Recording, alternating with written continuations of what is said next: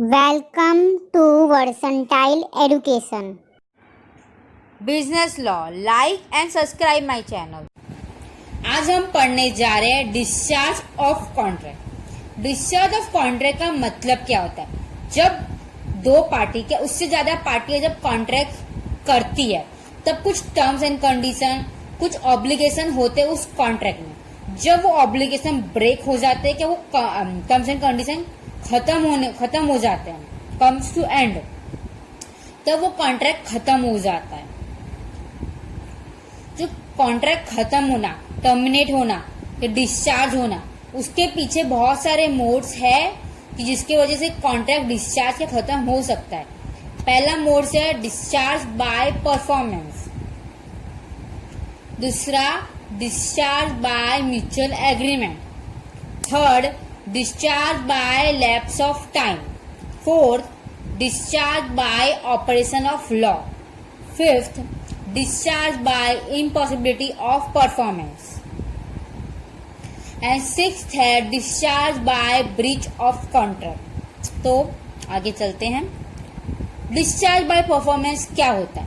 जब दो पार्टियों ने एक दूसरों के साथ कॉन्ट्रैक्ट किया था और वो कॉन्ट्रैक्ट में जो परफॉर्मेंस करना था जिस चीज के लिए, वो ही उन्होंने नहीं किया, तो कॉन्ट्रैक्ट डिस्चार्ज हो जाएगा। यहाँ हम एग्जांपल ले सकते हैं मुकेश का और तन्मय का। उन दोनों ने कॉन्ट्रैक्ट किया था। मुकेश ने बोला कि मैं तुम्हें गुड्स सेल करूंगा तन्मय, तो तन्मय ने बोला कि जब तुम मुझे गुड्स पहुंचा दोगे तब मैं तुम्हें पैसे पे कर दूंगा। पर मुकेश ने गुड्स नहीं दिए और इसके तन्नू पैसे पे नहीं करेगा। दोनों पार्टी ने अपना परफॉर्मेंस नहीं किया, इसके लिए कॉन्ट्रैक्ट डिस्चार्ज हो गया। फिर डिस्चार्ज बाय म्यूचुअल एग्रीमेंट। यहाँ पे जो दोनों पार्टियां हैं वो म्यूचुअली एग्री कर रही है कॉन्ट्रैक्ट में कुछ चेंजेस लाने के लिए, क्या कॉन्ट्रैक्ट न्यू पूरा करने, contract new contract terms and condition पूरा न्यू लाने के लिए, ओरिजिनल कॉन्ट्रैक्ट को खारिज करके अल्टर नहीं तो न्यू ला रहे। तो जैसे कि एग्जांपल ले सकते हैं, पैटर है, उसने 1,00,000 रुपए जॉन से लिए हैं और उसने जॉन को बोला है कि मैं तुम्हें 1 साल में पे कर दूंगा, विदिन 1 ईयर मैं तुम्हें पैसे पे कर दूंगा। और जॉन एग्री कर लेता है कि ठीक है, तुम मुझे 1 साल के अंदर पैसे पे कर देना। पर जो पैटर है उसकी जॉब चली जाती है, तो वो जॉन को बोलता है कि तुम अभी 75,000 रुपीज ले लो और फाइनल सेटलमेंट कर लो जो तुमसे मैंने पैसे लिए थे। तो जॉन यहाँ पे एग्री कर लेता है कि हाँ चलेगा, इतने पैसे तुम मुझे नहीं दोगे तो भी चलेगा, तो मैं कॉन्ट्रैक्ट पूरा करता हूँ, मैं तुम्हें बाकी पैसे तुमसे नहीं लूंगा। तो म्यूचुअली एग्री करके उन्होंने 75,000 रुपए फाइनल सेटलमेंट कर दी और कॉन्ट्रैक्ट खत्म कर दिया। अब डिस्चार्ज बाय एग्रीमेंट के कुछ पार्ट्स है, उसमें भी एक तो है नोविशन मतलब जो कॉन्ट्रैक्ट था उसी में कुछ चेंजेस ला देना, सब्स्टिट्यूट करना। जो एग्जिस्टिंग कॉन्ट्रैक्ट है उसमें कुछ चीजें चेंज कर देना। जो कॉन्ट्रैक्ट में तुम चेंजेस कर रहे हो वो सेम पार्टी के साथ कर रहे हो, नहीं तो कोई दूसरी पार्टी के साथ, कोई नई पार्टी के साथ कर रहे हो।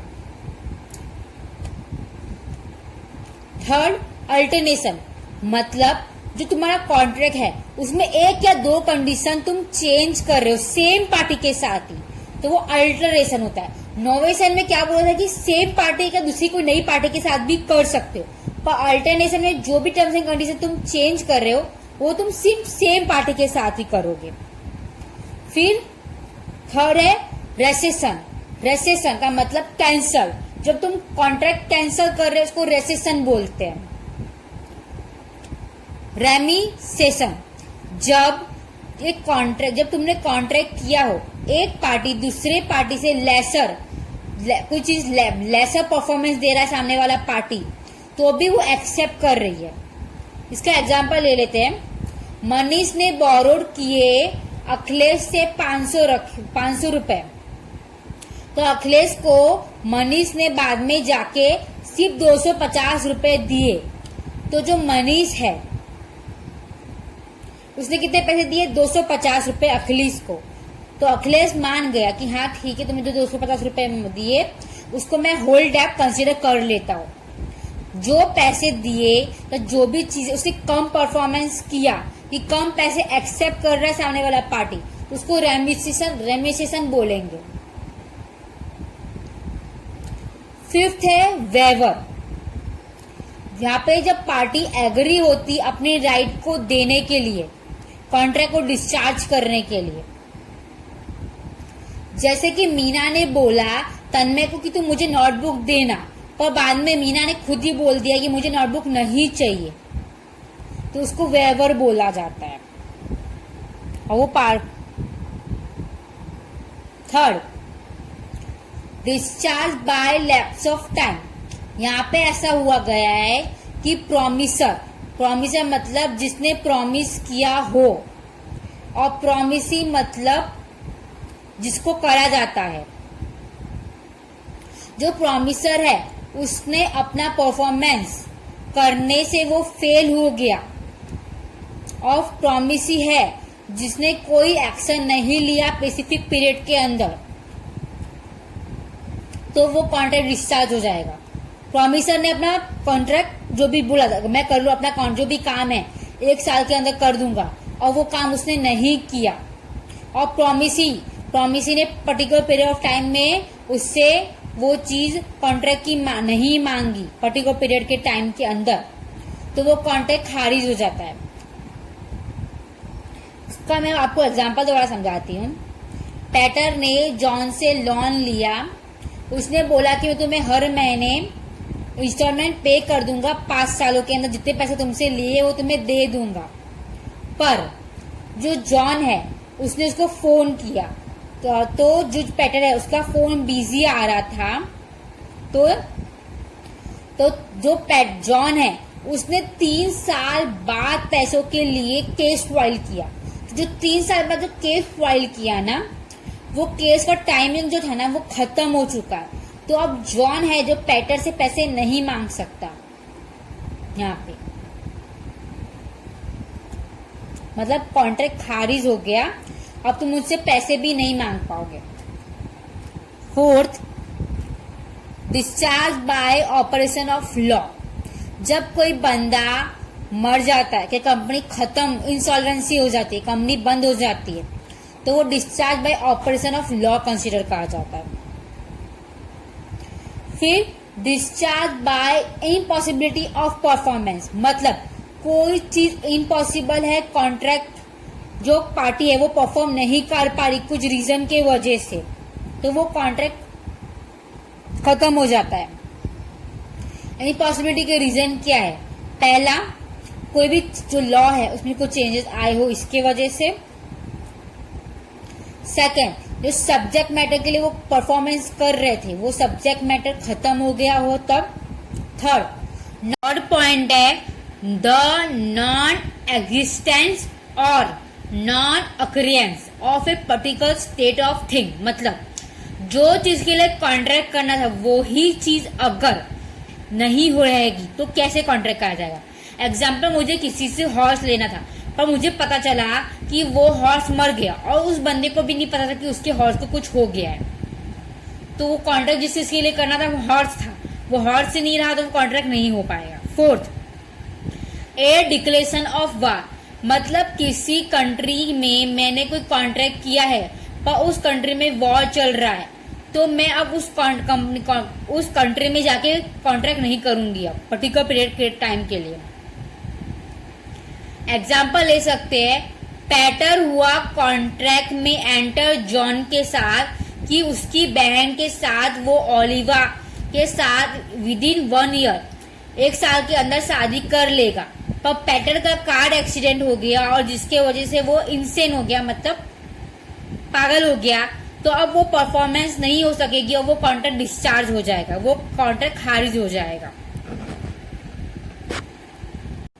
Discharge by breach of contract, मतलब जो पार्टी है वो परफॉर्म नहीं कर रही अक्रीड टर्म्स एंड कंडीशन के हिसाब से और टाइम और प्लेस जो स्पेसिफाइड की थी उसके हिसाब से। एग्जाम्पल, किसी को ये बोला कि इस जगह पे तो इस टाइम पे सामान पहुंचा देना, और वो बंदा उस जगह पे नहीं पहुंचा रहा, तो वो एक ब्रीच ऑफ कॉन्ट्रैक्ट हो जाएगा।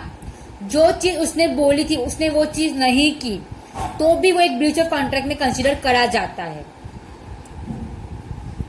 अब हम ब्रीच ऑफ कॉन्ट्रैक्ट का एक अलग टॉपिक है, वो अलग से पढ़ रहे हैं। अब ब्रीच ऑफ कॉन्ट्रैक्ट का इसमें भी वही मतलब बताया है कि तुम जो चीज तुम्हें टर्म्स एंड कंडीशन के हिसाब से तुमने नहीं की, रिफ्यूज कर दी, टाइम एंड प्लेस के हिसाब से तुम्हें जो बोला था वो नहीं किया, तो तुम ब्रीच ऑफ कॉन्ट्रैक्ट में आते हो। वो उसको ब्रीच ऑफ कॉन्ट्रैक्ट बोला जाता है। ब्रीच ऑफ कॉन्ट्रैक्ट के दो टाइप्स है, एक एक्चुअल कॉन्ट्रैक्ट और एक anticipatory breach. Anticipatory breach, actual contract का ब्रीच ये होता है जो टाइम पे तुम्हें बोला गया उस टाइम पे तुमने परफॉर्मेंस नहीं किया, तो वो एक्चुअल कॉन्ट्रैक्ट ऑफ ब्रीच होता है। एग्जाम्पल, पेटर कॉन्ट्रैक्ट में एंटर हुआ जॉन को, उसने बोला कि मैं 50 बैग्स तुम्हें जून 30 तक दे दूंगा, पर उसने वो टाइम पर कॉन्ट्रैक्ट पे जो कॉन्ट्रैक्ट किया था जून 30 तक 50 बैग पहुंचाने का, वो नहीं पूरा किया, तो वो एक्चुअल ब्रीच ऑफ कॉन्ट्रैक्ट हो जाएगा। टाइम पे डिलीवरी नहीं करना एक्चुअल ब्रीच ऑफ कॉन्ट्रैक्ट में आता है। Second point, it is about anticipatory breach of contract. मतलब एंटीसिपेटरी ब्रीच ऑफ कॉन्ट्रैक्ट का मतलब होता है कि तुम्हें एक टाइम दिया था कि तुम्हें ये काम 20 तारीख तक करना है एग्जाम्पल, पर तुमने उससे पहले ही बोल दिया कि ये काम मैं नहीं करूंगा, मुझे नहीं करना, तो वो एंटीसिपेटरी ब्रीच। एक्चुअल कॉन्ट्रैक्ट मतलब टाइम पे नहीं करना, और एंटीसिपेटरी ब्रीच, एंटीसिपेटरी ब्रीच मतलब टाइम से पहले ही मना कर देना, टाइम से पहले ही परफॉर्मेंस नहीं करना, रिफ्यूज कर देना, वो एंटीसिपेटरी ब्रीच। टाइम से पहले एंटीसिपेटरी ब्रीच, और एक्चुअल कॉन्ट्रैक्ट मतलब टाइम पे काम नहीं खत्म करना, रिफ्यूज भी नहीं करना और कुछ बोलना भी नहीं, वो एक्चुअल कॉन्ट्रैक्ट ऑफ ब्रीच होता है। टाइप्स क्या है एंटीसिपेटरी कॉन्ट्रैक्ट ऑफ ब्रीच के? दो टाइप है। एक एक्सप्रेस, एक्सप्रेस मतलब सामने वाला बंदा डायरेक्टली बोल देता है कि मैं ये काम नहीं कर सकता, रिफ्यूज कर देता है, रिटर्न में क्या, स्पोकन करके। एग्जाम्पल, किसी ने बोला कि 20 जून को तुम्हें कंसर्ट में जाना है, तो वो बंदी 19 जून को ही बोल रही है कि मैं कंसर्ट में नहीं आ सकती, तो वो एक्सप्रेस हुआ। जैसे कि एक डांसर है, उसको बुलाया गया है 15 जून को एक जगह परफॉर्मेंस करने के लिए, पर वो 14 जून को बोल रही कि मैं नहीं आ सकती, तो वो एक एक्सप्रेस ब्रीच ऑफ कॉन्ट्रैक्ट हो गया। सेकेंड है इम्प्लाइड। यहाँ पे जो इम्प्लाइड कॉन्ट्रैक्ट है ना, यहाँ पे वो बंदा ना रिफ्यूज कर रहा है, टर्म्स एंड कंडीशन मान रहा है, ना कुछ कर रहा है, जो भी कर रहा है वो अपने एक्शन से बता रहा है कि मैं नहीं हूं, वो इम्प्लाइड हो गया।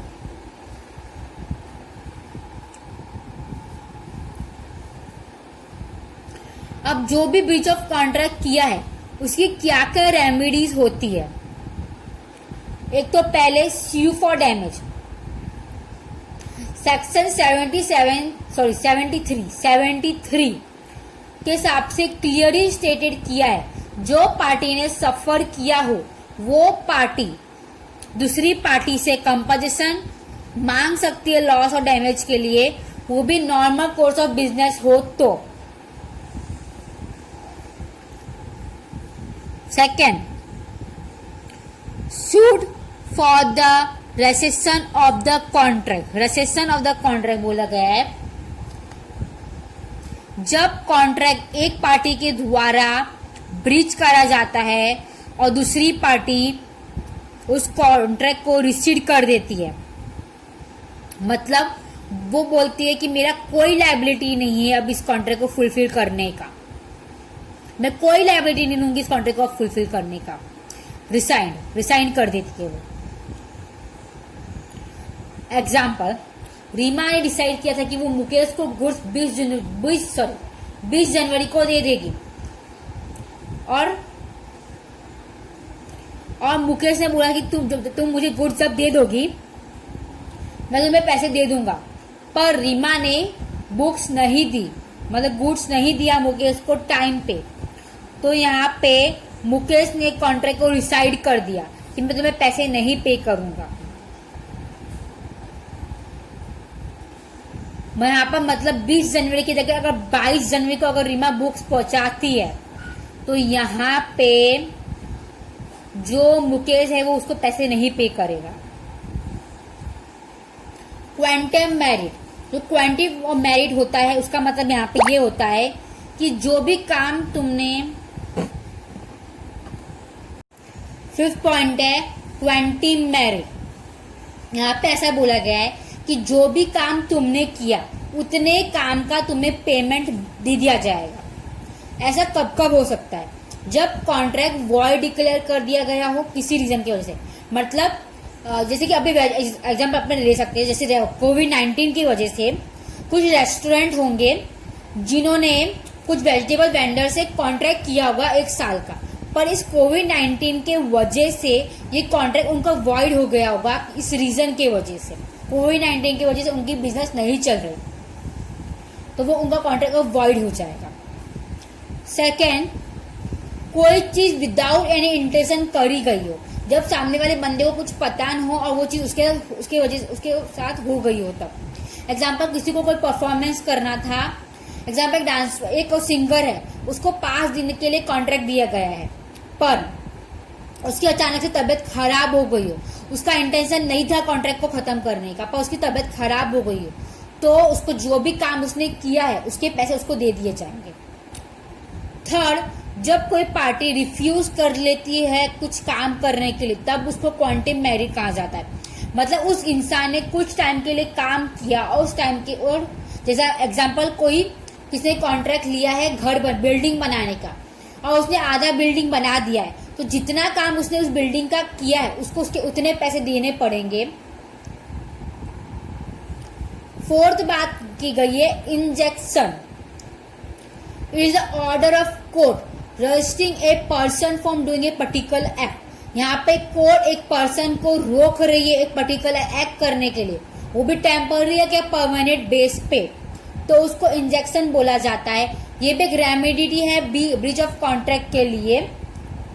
दोस्तों, अगर आपको वीडियो अच्छी लगी हो तो प्लीज लाइक शेयर सब्सक्राइब कर दीजिएगा मेरे चैनल को, और कोई डाउट हो तो प्लीज कमेंट कर दीजिएगा। Thank you.